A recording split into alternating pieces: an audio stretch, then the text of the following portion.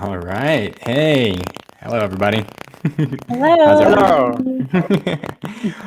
Welcome to MAM Fest. This is the in front of the camera panel. I should not have the title. But so glad to be with everybody, and thank you for joining us today. I'll introduce myself. My name is David Moriya. I'm the Strong Asian Lead. I'm the moderator for today. I would like for everybody to introduce themselves and in any way they would like to describe. And let's start with Jolene. Hi, I'm Jolene Purdy. I am a mixed Asian plus size actress. I love comedy.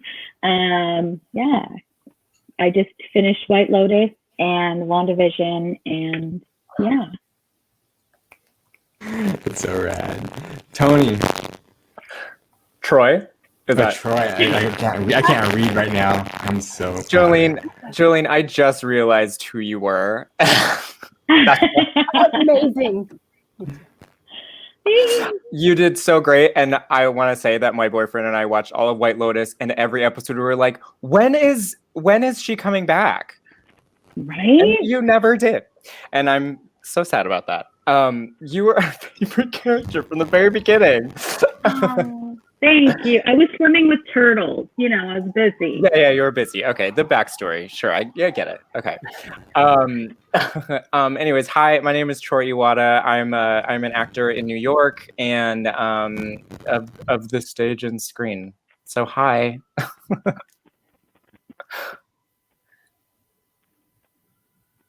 Do I need to say more? Oh, you're muted, David. Oh. But you look great. Yeah, you look good.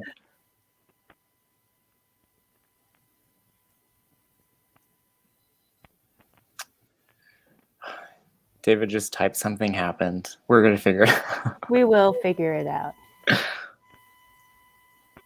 Okay, they said, Laurine, go ahead and take it. So hi there. My name is Laurine Price. I am an actress of film and stage. I am coming to you from Los Angeles. I am a mixed race woman with long dark hair, glints of red from my father. I have dark brown eyes and medium brown golden skin from my beautiful mother. And I am just so pleased to be here with awesome Jolene and Troy and David. Woohoo!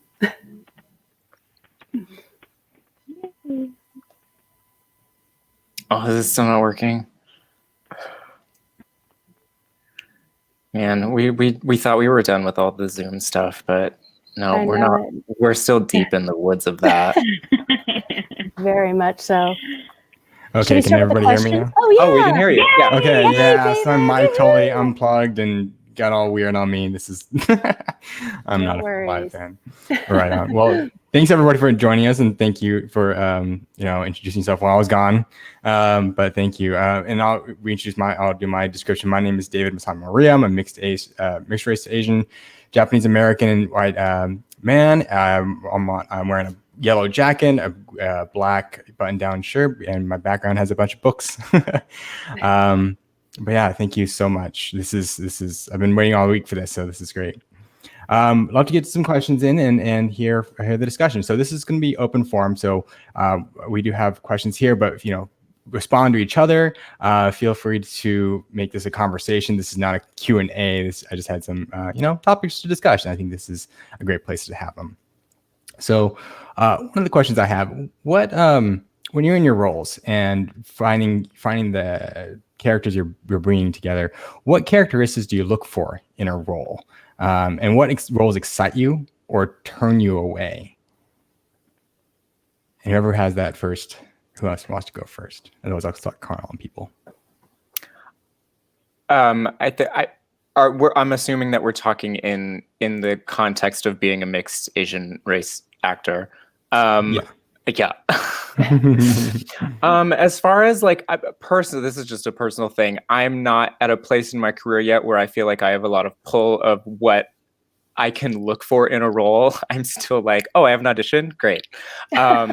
It's definitely the opposite does happen though, where I've definitely gotten roles where you read the breakdown, you're like, oh, I'm going to stay a little clear of that. And that usually just comes with I don't know, maybe it's just obviously not intentional, but maybe just an ignorance as to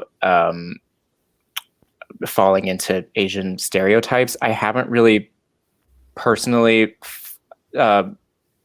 seen a lot of roles where there's like a negative mixed Asian stereotype. It's usually more just the Asian stereotype kind of bleeding over. So I don't know, that's kind of a difficult question to answer specifically. Yeah. Yeah, well, I'm not an actor, so I'm kind of I'm wondering about the actor side of things as well as being mixed Asian in that regard. So I mean, if there, and it sounds like everybody has that same thing, is that this is not a chance to look for, it's more about just getting auditions. So what does that feel like then? Well, I look for, along with what Troy said, if it's an audition, yay. But also if the role is compelling and how it's compelling. There aren't a ton, at least I haven't seen a lot of mixed Asian roles. So it's either you're one or the other. So being that we can speak from both cultures, is it compelling me as an Asian American person, or is it compelling me as a Caucasian person that is more open-minded, or maybe they're closed-minded? Where are they in their journey? So is it compelling? Is it ignorant? Like Troy mentioned, like looking at those types of things. But I really feel drawn to something if it's compelling or if it's funny. But it doesn't have to be comedy. It can be, it can be dark, but yeah, if it just strikes me as funny for whatever reason. I think I'm kind of a weirdo. I really look for roles that terrify me. Things that like are so uncomfortable. And like, I mean, just speaking into being plus size too, it's like, and she takes off her shirt with abandon. I'm like, well, Jolene doesn't do that, but let's see if she can pretend to do that. And like, as far as like with the mixed Asian situation, I love when it says open ethnicity, because they're not looking for a stereotype. They're not looking to check a box. They're looking at you. And so like with me and my representation, like they're amazing at looking at things and hearing what I can bring to it, as opposed to what my ethnicity can bring to it. So that excites me too. Yeah, and I feel like that mixed, not even the mixed role, but the ethnically ambiguous, if you have people call it, that's it's in its own self being a not a controversial topic, but being something that's hard to describe as well. Because I feel like we also want to embrace those identities that we have, but we're not really seen as one or the other. So what does that feel like to be, either put into a category of one race or the other, never in what our own identities are? And then to the other, so here's like the main question is that, how do you feel about being put into identities that aren't mixed when people who when larger roles that are supposed to be quote unquote full Asian are given to mixed race Asians? I think that's a huge topic that people talk about, is like, why is that happening? So what's everybody's like opinions on those kinds of roles? I mean, that's a lot to talk about. If I could just jump in on your first question, David, about the generalization of being ethnically ambiguous.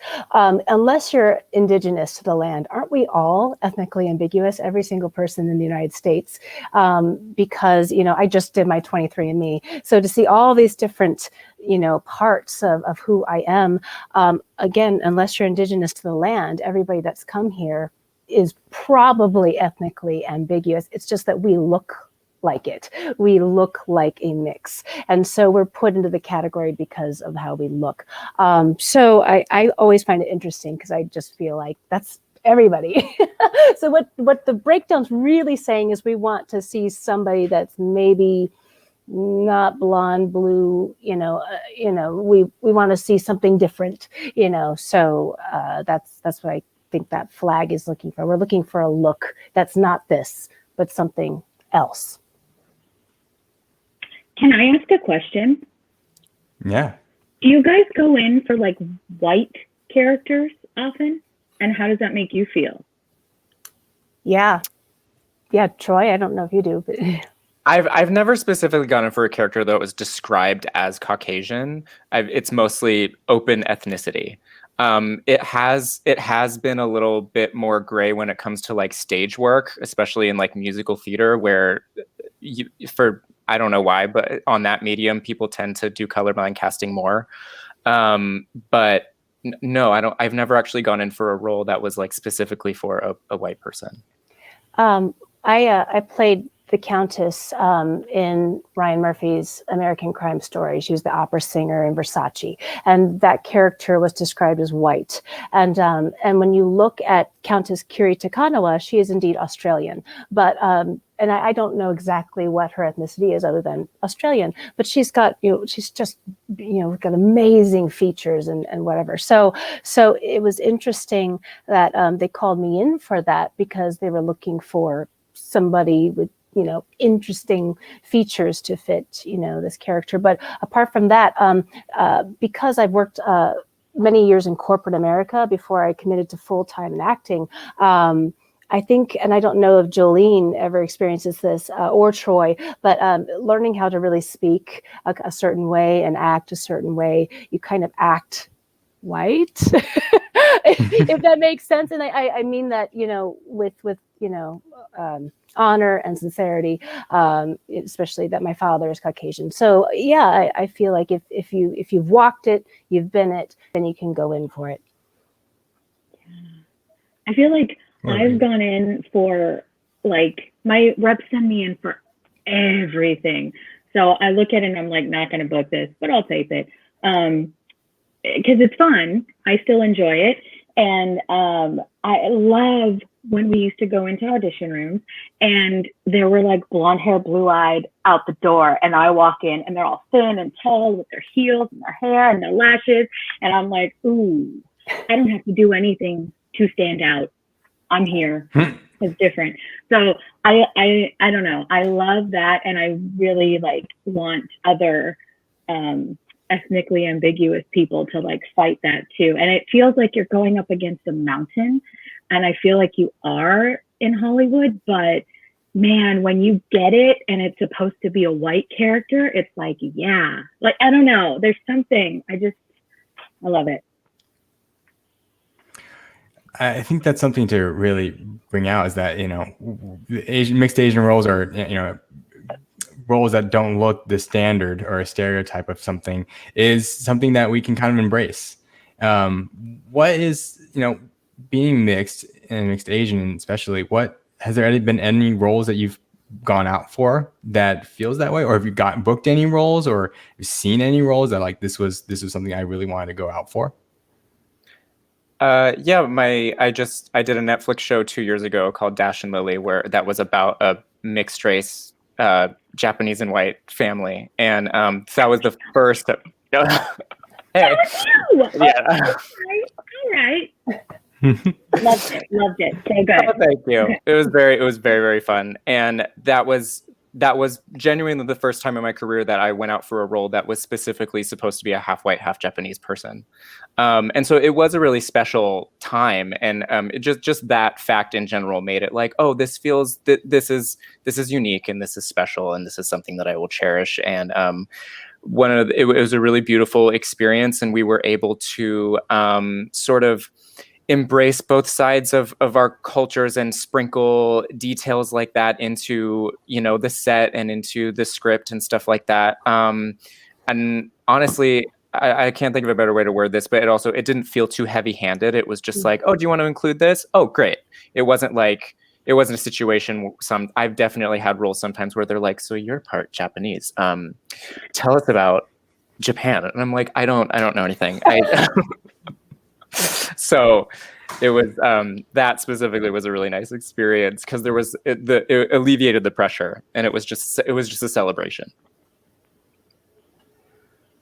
Apart from that, I don't know a ton of other mixed Asian roles. I know that isn't the Downies, aren't they doing The Sympathizer that has a half Vietnamese, half French lead, but I don't know of a ton of film and TV specifically calling for mixed Asians, other than I see Kids, which is really cool. And that's really exciting because that means it's going to grow, in the next 10, 20 years.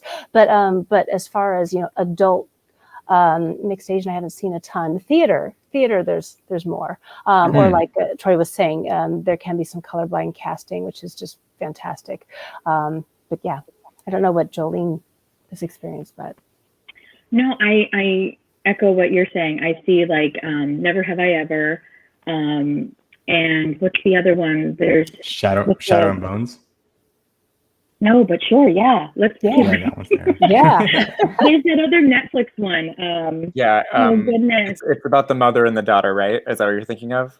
The mom passed away. Noah Centineo's in it. Like, Never mind. Oh, I'm gonna IMDb. We'll carry on and off.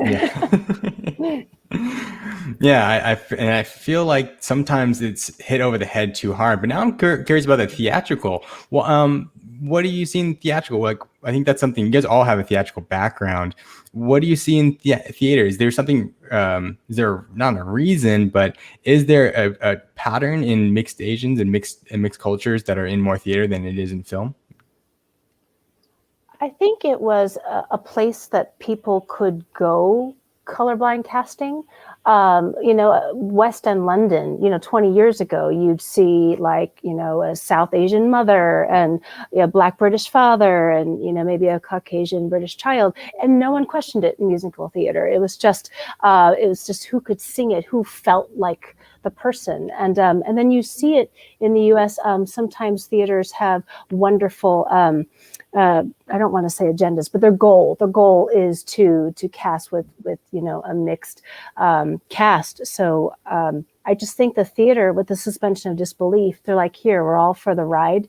We're along for the ride tonight and enjoy. Then you have, Hamilton that just broke down everything, although they were intentional. They were very intentional and awesome about it. So with Hamilton, now you have a lot of people thinking intentionally about theater and casting differently. It's awesome. Yeah, I think the difference between TV, film, and theater is that I actually don't think there's a lot of nearly at all any specifically mixed Asian roles written in theater. It's just that casting, it just happens to allow that sometimes. Whereas in TV and film, it is intentional. Yeah. I don't think there's any like mixed Asian roles that I can think of off the top of my head. I mean, Miss Saigon had the child, the boy. There we go. Thank you. Representation. And we're done. That's all we need. And actually, the engineer, right? Wasn't he supposed to be mixed Asian? But anyway, was he? I don't know. That's a whole different story. It is. Yeah. It is. That's a whole different panel. Yeah. Well, we already crossed over into that. What does having those roles and the representation on screen, what does that look like in the future? What do you see that Hollywood could do better? Besides the representation aspect of having more, I feel like I have seen some of those roles, and sometimes they're super like, the what are yous, and we are very mixed. But what does a role look like to you that doesn't, hit it over its head, but also does it very well? So there was mixed-ish, and that was mixed Black and Caucasian. So we need, with Fresh Off the Boat now, like, let's have the mixed-ish for Asians. Because there's a huge population. I also think like we've, as far as the journey of representation goes, first it just goes seeing yourself in general, and then telling the experience of that. And I think that we're getting to a place where we're pretty good at showing mixed people and talking about their struggles and their triumphs and everything like that. And I think what the future can do is just to, I guess, normalize the existence, and then they're just there, because it's like, especially for my work that I've done in TV and film, a lot of the beginning was all like, okay, so you're mixed, and we're gonna focus on that at least a little bit. And it's like, at some point I'm like, look, I'm happy to do that, and I'm happy to tell my story, but at some point it would be nice to just be an actor and just do what I think what a lot of non-white people, especially in the entertainment industry, are having to do right now is not only be an actor, but also be like a consultant And I can't tell you how many times I've gone into any kind of project where I'm like, oh, I got this role, I'm memorizing my lines, and then it's like, oh, Troy, can you tell us a little bit about this experience? And I'm like, okay, do you want to pay me more so that I can like, you know, teach you a little bit? Because it's technically not my job. Right. Jolene? Oh, I just echo that. I feel like my grandfather's from Hawaii, so I play Hawaiian a lot. And so like they're asking me to consult on it. I'm like, whoa, like that, you know, like in Orange is the New Black, they had me saying some lines in Hawaiian. And I'm like, look, I don't speak it, so I can ask my cousin or like see. And then I send it and they're like, oh, we don't say that. So then I have to go back to like the writers who like are like Emmy winning writers and be like, this is wrong. Like, I don't know. It's a lot to ask. You're asking me to say it, not write it. So I don't know. And then on top of that, the unfortunately, it's not really, I don't know whose fault it is, but unfortunately the responsibility ends up on us because we're the ones that you see saying the things that someone else wrote. So it's like so many times, I can't tell you how many times I've done a project where, you know, you're never going to make anyone happy, where someone's like, you did this incorrectly. And I'm like, I didn't write it. I was paid to say it. So like, take it up with that person. And it's like, you know, we're humans and we're all for like trying to be as inclusive and respectful as possible, but we're also like, we're also humans and we're actors and we're doing what we're told, which is what our job is. And sometimes on certain projects, it feels like I'm doing less acting and more making sure that everything is authentic. And I'm not able to fully just do the job that I originally was asked to do. Yeah, I think that's a tough one because you're the ones who is on screen doing the job. You're the one who also has a public facing as well. It's like everybody will see your face. No one sees the writers. And a lot of times the writers are the ones who are telling the stories who don't get enough of the credit because they're doing it. But also if they do something wrong, you're the one who gets the credit for doing the wrong thing. So and they're usually white too. Yeah. Okay, I have a lot to say about that. But here's go ahead, Lauren. No, I was just laughing. Oh, I thought you said would say it's true. Yeah, it's ridiculously true. So on that sense, like, how do you feel being that public facing person to talk about these social issues, or even these accuracy issues, and being given the brunt of everything? Because as much as I wanted to talk about a movie or something that I don't feel like that was incorrect, that's culturally inappropriate or just wrong, it's not on the actors. But the actors are the only ones people see, so they think that I'm talking about the actors.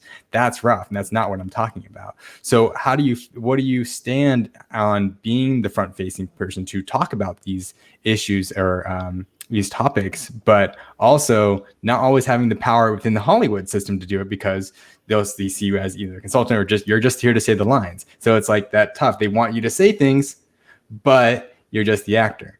So I would love to hear anybody's opinions or ideas on that. It's a tough one. Yeah, I think, well, it's an honor to get the job. So, every time we step in front of the camera or we step out on stage, you're taking a risk. You're just exposed, you're out there, and you're playing this character. And then to represent is yet another honor. And it's very, very, there's a lot of pressure, but that's the job. The job is pressure, and the job is to represent. And if we don't do it, move aside, someone else is going to do it, and that person might be Caucasian, and that will take away another role from a POC, a person of color. So it's on us to take it and to represent. So it's a lot of pressure, but it's an honor to do it. Mm-hmm. Yeah, I think it's I don't know, maybe it's a case by case basis, because or to a certain extent. Like, because I'm more than happy to, when I'm promoting a project, stand behind it and be proud of it and everything like that. But at some point, you're talking to the wrong person. I do think it is a little weird. Like, now that I think about it, it is kind of strange that whenever a movie comes out, it's the actors who have to like talk about it the most. when it's like we're the last people hired. Yeah. We're Great just point. saying the words. Yeah. We Yeah, didn't some create people- the words. Yeah, A and the lot of writers times and we're not even getting paid for the press. oh, that's rough too. Okay, so let's talk about that. How is that kind of? I feel like that's an inequality. If you're doing more work, you're doing the work on public facing. That's energizing. Even for me to come on the screen, it's just like it takes a lot of effort to be good, feel good, feel like you have to be extroverted and with the people. But if you're not being paid to do those things for the press and stuff, how do you feel about like? I feel like that's just inequality in a workplace environment.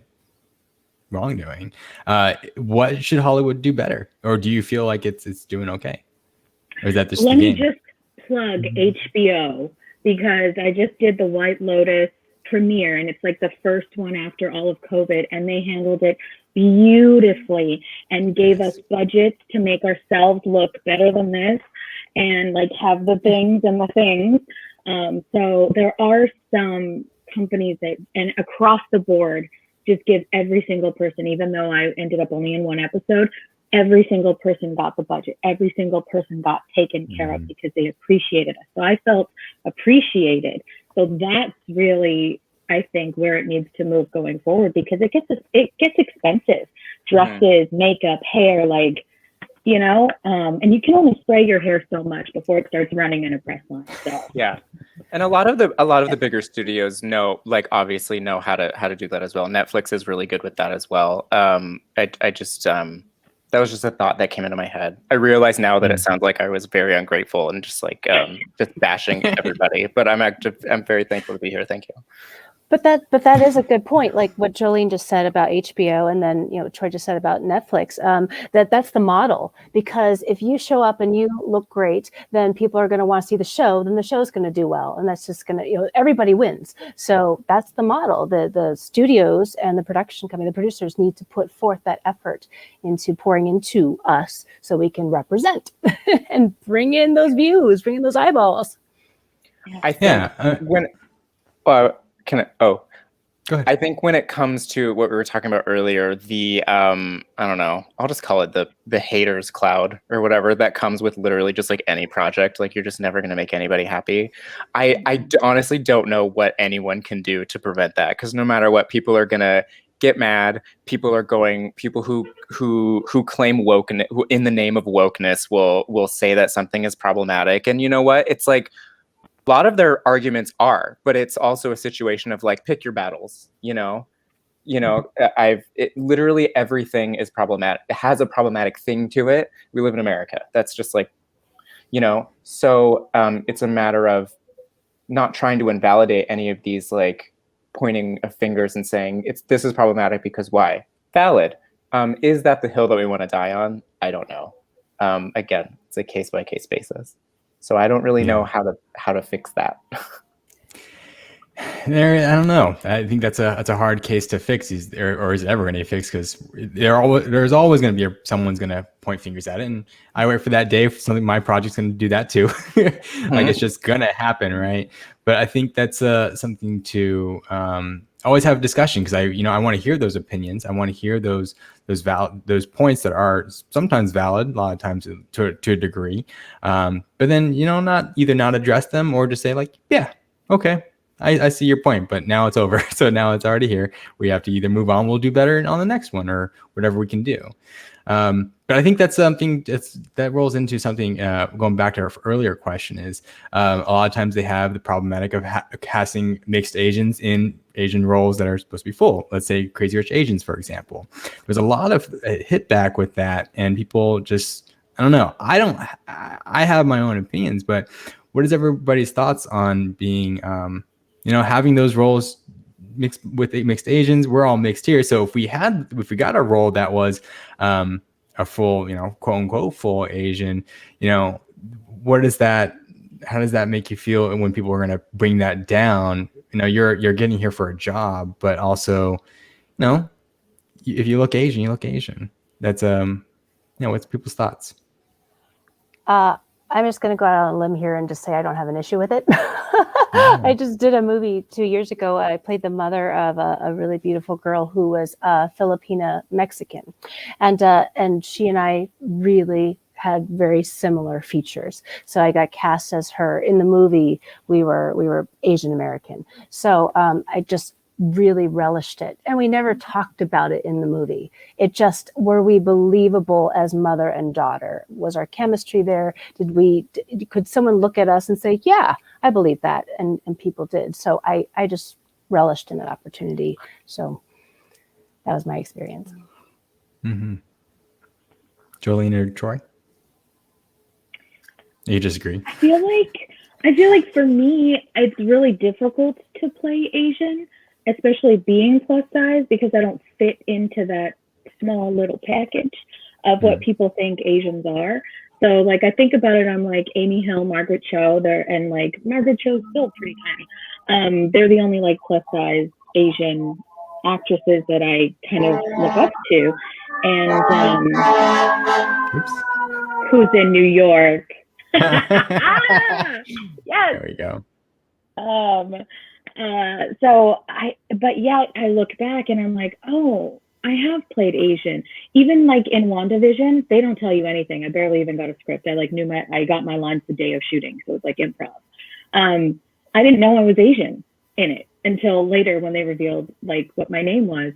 So most of the roles that I go in for that are specifically Asian, I know I'm not going to book. And it's like, honestly, it's been really hard for me because I grew up mostly with my Asian side, and for the Asian community to not, and I feel like it's been really hard for me to get in with the Asian community. They're very closed off. So like, stop it, Asian community. If you see someone mixed, like, we're opening the box, we're here to help. But yeah, I don't know. That's honestly harder for me to walk into an Asian call than to walk into a white call. Sorry, the sirens are right outside my window. You're good now. Talking about like the casting of Crazy Rich Asians, I hate saying it's a case-by-case basis, but like that specifically, I've had conversations with people who say like, oh, there were mixed Asian race people in there, and I was like, it was an all Asian cast in a giant Hollywood film. Again, is this the battle that we want to fight right now? I'm fine with it. And then at the same time, I've definitely turned down auditions where I have turned down auditions where the character was full Asian and it was like a historical figure, and I was like, I don't think that I'm the right one. I'm not the one. So again, it's a case by case basis. I think ask the question of like, should mixed race Asians be able to play full Asians? I think that's a question that should be geared more towards the full Asian community. Yeah, so that's what I thought. If I could also add to Jolene's point, in the Asian community, I feel like 3 or 4 years ago, we could hire Asian or Asish, and it was okay. But now they are getting more specific. If it's a South Asian character, you better be South Asian or have some of that in your ancestry, or else it's not authentic. You know, you can no longer go in for a Chinese character if you are not a descendant, of Chinese ancestry. So we're getting more specific and more authentic, and so that's good. But that's also then, it's getting to be specific. So with that specificity, we need to be writing, or we need to be hiring people to write roles for mixed Asian characters. Right. It's also like that specificity seems to only be applied to people of color. And so I tell this story all the time. I was denied an audition once because it was half Korean and I'm half Japanese, and they said, no, we want to be authentic. And I was like, so I'm supposed to only play half Japanese people? I'll never work again. What am I supposed to do? And then there are like, I talking about Crazy Rich Asians again, I talked to people who had a problem with the fact that they weren't all Chinese. And I'm like, well, it's in Singapore, which is that's like a very mixed Asian area. But also at the same time, I'm like, white people can play any kind of European, and no one ever has any problem with it. And it just begs the question of like, why specifically in Hollywood are we so focused in on what kind of Latino are you? What kind of Asian are you? It's weird. Yeah. Yeah. Yeah, I agree, but I think there is that line. I think there's like East Asian, Southeast Asian, Southwest Asian. You can have, the broadness of it, especially when it's like contemporary things, right? If it's historical things, I think that's something to be talked about. If you're doing something like the upcoming Interior Chinatown, or you're doing something that even then that's like it's still fictionalized. If you do like Pachinko, for example, that's set in Korean and in Japan and with Korean people, and that's like something that can be differentiated, and it's very cultural. Well, something like Crazy Rich Asians, it's more like Asian American, Asian mix. It's just an Asian story-ish. It's not a it doesn't have to be anything specific. So I think there is that example, but I think I even saw someone said you had to be full Japanese. I'm like, well, I look Japanese to a degree, so it's like, I didn't get that wrong. I mean, I was just putting it out there anyways, but that's hard, because then if there is no writers doing mixed roles, you're not going to ever cast for mixed.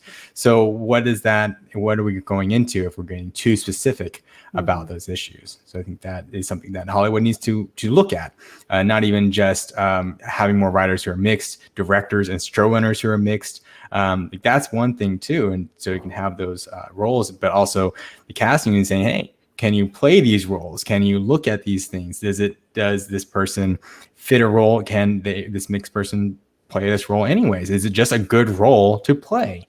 And so I think those are the questions Hollywood starts asking themselves, and we need to start asking them. Troy?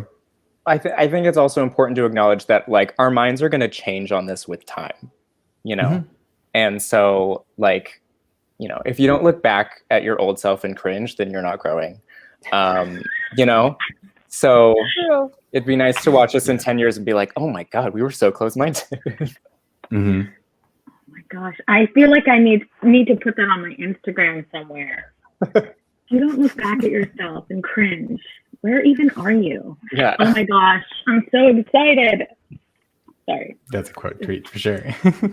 Because also like ethnically ambiguous is a term that I think is actually kind of phasing out of our industry, mainly because it's resulting in, like, for instance, like mixed Asian people playing people of the Latino community, which used to be okay, and it's not anymore. And that's great. I think that's wonderful. But it's just like, I think about the fact that even when I was in college, like I would go out for literally, because all my professors were like, you're ethnically ambiguous, you look like everything. So I'd go out for everything and be like, this is great, looking like everybody. And now it's like, I actually like, oh, no, my mind is different. Absolutely. I completely agree. They were like, you can't do The King and I, and you can't do Sound of Music, but you can do Evita. Like, what? And now if you did Evita, people would be like, why is she in that?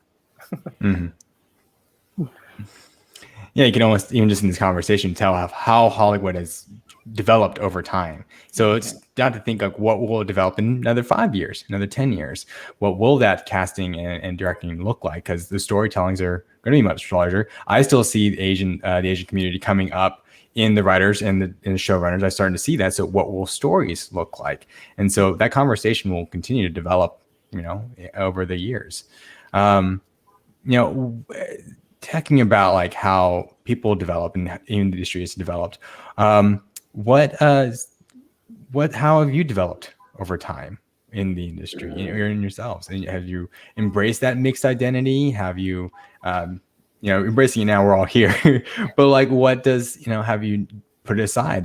I used to thought I was a white man for 25 years, and until someone pointed it out to me that, oh, you're Asian. I'm like, oh yeah, you're right. So has that been something that's you've developed over time, and identity, understanding of yourself, even within the industry?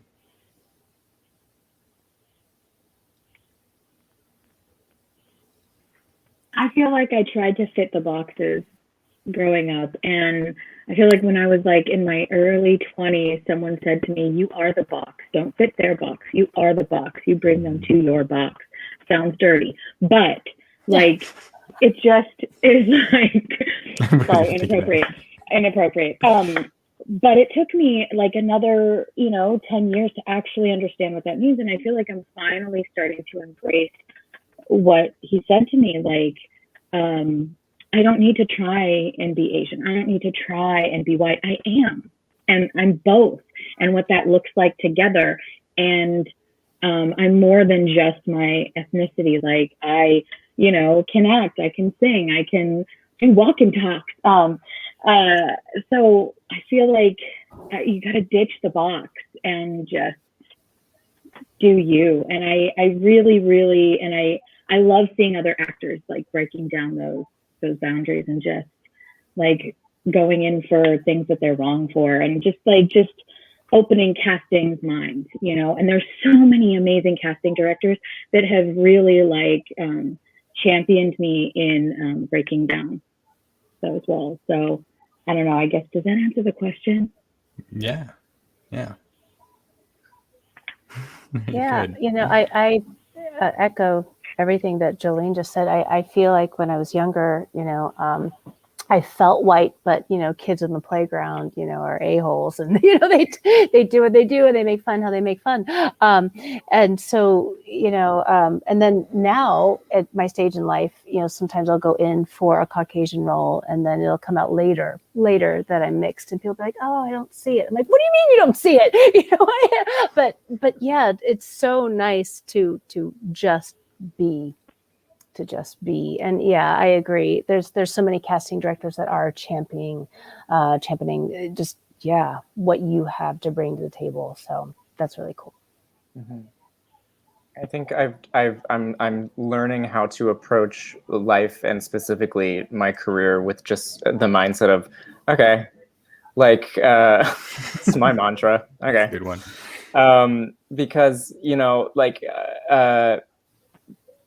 it took a while for me to embrace my mixed race for a long time, and now I'm on a second part of the journey where I need to not let it define who I am. So it's just like this multiple stage thing, and as a performer, learning that I'm funny and that I have good timing, and I'm with all this stuff, and so yeah, bringing that to roles, and I lost my train of thought. But we're with you. We're with you, man. We're on that train. Well, this has been a fantastic conversation, and I thank you all for being here. I love your perspectives and opinions. I really, I'm being not an actor myself, hearing from other actors and what people are going through right now with this identity. It's really good to hear. But for our last wrap-up question, what's some advice you want to give to other mixed Asians who are in the audience right now and looking towards this career? I would say that being proud of your ethnic background does not have to equate with like putting it first thing forward. Like, you can absolutely be proud and celebrate it. In no way does that mean that you are less than if you don't know everything about your history and your culture. So nothing like that can take that away from you. And also, like, this is a weird industry filled with a lot of people who are legitimately learning how to do it. No one knows what they're doing, as we all know. And so just approaching everything with like, just go with the flow, and just realize that everyone's trying their best and everyone's going to make mistakes. So just like be the best you that you can be, and just say, okay. Okay. I like that. Okay. Jolene? Oh, I was in my head started playing "Haters Are Gonna Hate," and I'm like, it's true. Yeah, I agree completely. Yeah, you just be authentic to who you are, whatever that is, and you're gonna figure it out, and it's gonna change. And so just carry yourself in and come alongside us and break down some walls. I like it. Laurine?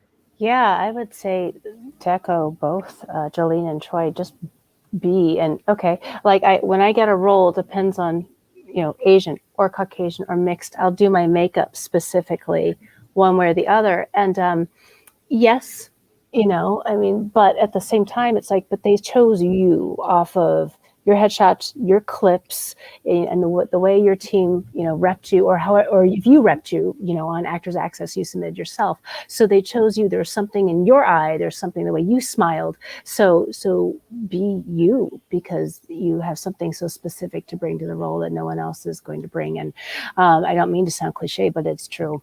And we are just all figuring it out. So that's okay. It's okay. Yeah.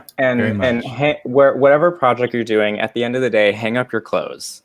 Just put it on the hanger. Yeah. Yes.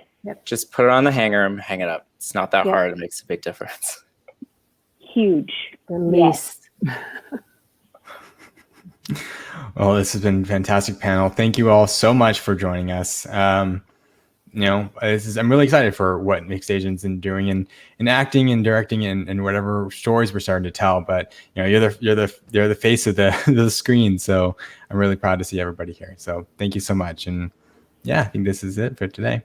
Thank you, David. Thank you. Thank you. Yeah. All right, take care. Bye.